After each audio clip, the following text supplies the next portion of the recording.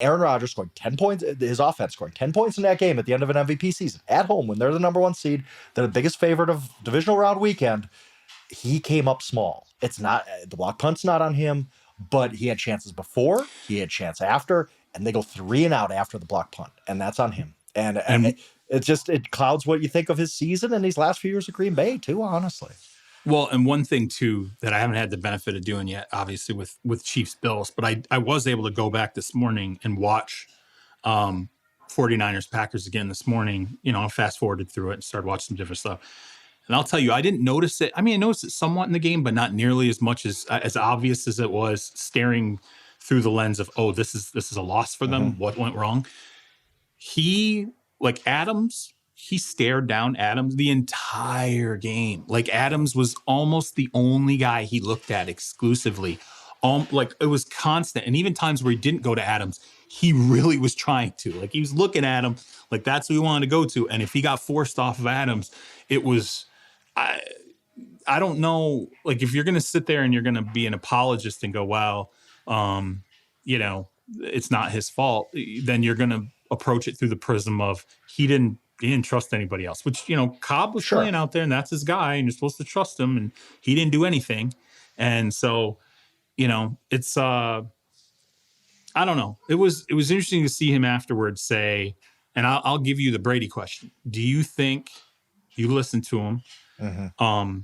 He was definitely more expansive than Brady was in terms of being like, hey, this is really up in the air. I'm going to take some time. He talked about making a decision before free agency, which is, I mean, I don't want to read too much into this, but if you're really thinking about leaving, if you're not thinking about leaving, you're not in a big ass hurry to get this like hammered out. You're like, yeah, I know I'm coming back, whatever.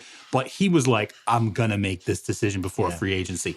You only push it that hard if salary cap things got to happen. And I need to make this decision right now to either free myself from this situation and allow them to move on and do different things or structure something in a way that opens it up for the entire team. I think part of it is salary cap driven, but I also think every other team that's interested in Aaron Rodgers, guess when they want to get involved? It's all before. They don't want to wait for the draft this year. No. They don't want to do that.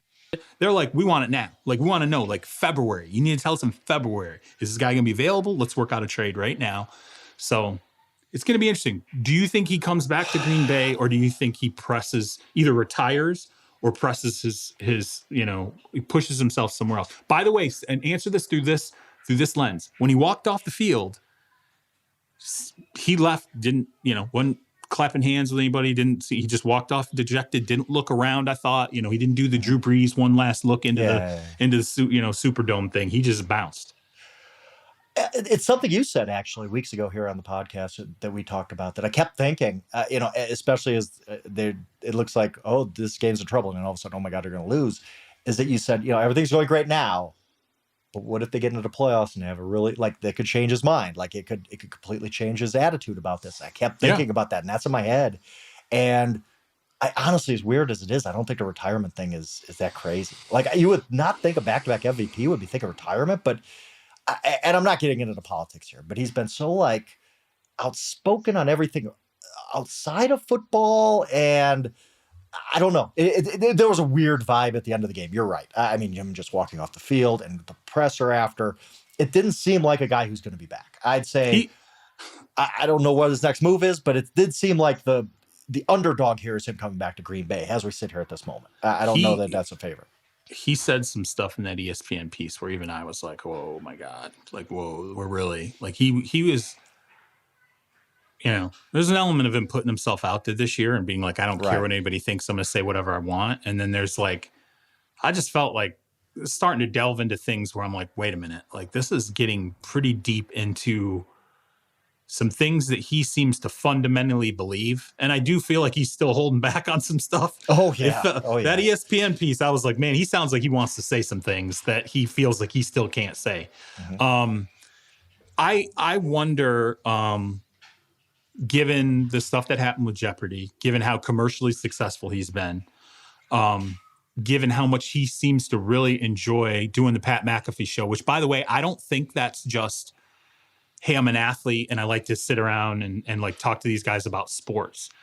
I genuinely feel like he really likes the entertainment business. I think he likes being, having a platform to talk and to, being on commercials. I think that's a big part of Aaron Rodgers that people don't, at least outside of Green Bay, don't spend a lot of time talking about the fact that he spends a lot of time in the entertainment industry. I wonder if maybe that's something that has piqued his curiosity a little bit. By the way, I mean, Tony Romo walked from the Cowboys when he could have been traded somewhere else. Absolutely. Mm-hmm. Tony Romo making $20 million a year. I mean, he's fantastic. He's good at his job. There's no question in my mind. But there's a very lucrative life after football for Aaron Rodgers that's potentially going to pay him more than, or pretty close to what he would be making as a starting NFL quarterback. I think that's a possibility for him. So this idea and starting over is hard. I mean, let's say he's like, he takes door number 2. I'm going to keep playing, but with a different team. That's Tom Brady made it look easy. And Rodgers going to be 39 next year, I think, 40, 30, I think it's 39. At that point in your life, like, again, Brady made it look easy because he's a cyborg. He's just different than everybody. You go to the Denver Broncos. You're moving to a new city, new fan base, new staff, new teammates. You got to learn a new offense. Do you really want to do that at age 39? Maybe. I don't know. I don't think we can answer that with Aaron Rodgers right now, but I could see the appeal of, like you said, I have other options here. And, with him, like that ESPN story, like you talked about, it seems like a guy who's all of a sudden I don't want to say not interested in football as much, because that's unfair to him, because he's obviously a competitive guy, very, very good at what he does. He's great at what he does. But a guy who now is understanding there's life outside of football. Hey, maybe he's always thought that, but has never really expressed it as much as he has. But he seems like a guy who's like looking at other things in his life other than football, if that makes sense. I'm going to tell you, listen, Frank, there's people elected to very high office. I'm talking governors. I'm talking about, people in Congress. I'm talking about presidents. There are people who are elected to office who I could not, if you sat there and said to me, you think there's any shot Aaron Rodgers runs for political office someday and turns the rest of his life into a political career, I could say no, but I'm going to tell you right now, there's nothing stopping that dude. If he wanted to, I refuse to believe he's not qualified for some governors that I already see running states in the U.S., okay? I refuse to believe that he's not as qualified or could not become as qualified as some people in Congress. I refuse to and I'm just saying, I don't align with him. I don't align with his thought process, whatever. It is what it is. But if that is something, let's say he wanted that. Let's say he thought, hey, I like that people listen to me. I like that I stand up and I say, this is what I think, X, Y, and Z, and people line up for me. I could see that being an aspiration. He's got a long life ahead of him, okay? Yeah. Like he's got a lot of runway ahead of him. There's no question in my mind. He could do a number of things, whether it's entertainment, whether it's going the Romo route, whether it's running for political office. You're right. I feel like this year, as much success as they had, there was a lot of Aaron Rodgers that had very little to do with actual football. Yeah, oh yeah. Unlike any, like I've even mentioned, like scrolling through Twitter last night and then again this morning, like the kind of heel turn he did, like it had nothing to do with football. Like everybody was dunking on him over a 12 to 16 hour stretch. Everybody with a Twitter account was dunking on Aaron Rodgers, and that's not because of him as a football player. It's because of all this other stuff. And again, I'm trying not to say like he doesn't care about football. He does. He can't be as great as he is without investing yourself in football. But he's seem like a guy who's bigger. He's gotten a lot bigger than football. Don't you feel like this year he transcended football in a lot of ways. Absolutely. And now football was what allowed him to have the platform, but he used that platform to go pretty deep into politics. Okay, deeper. He's going to say he didn't, but let's not kid ourselves. Right. Again.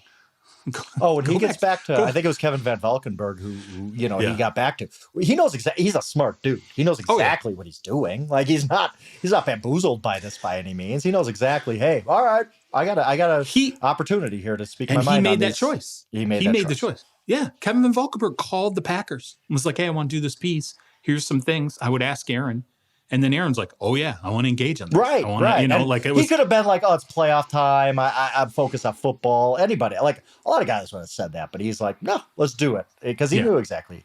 I think he's gotten a taste of this. Like, I don't want to say again. I don't know if politics is the right word, but he's gotten a taste of this. I could be more than a football player type of deal, and maybe that doesn't matter to him. I don't know. Maybe he comes back next year, wins another MVP and a Super Bowl for all we know. Maybe he does it with Green Bay.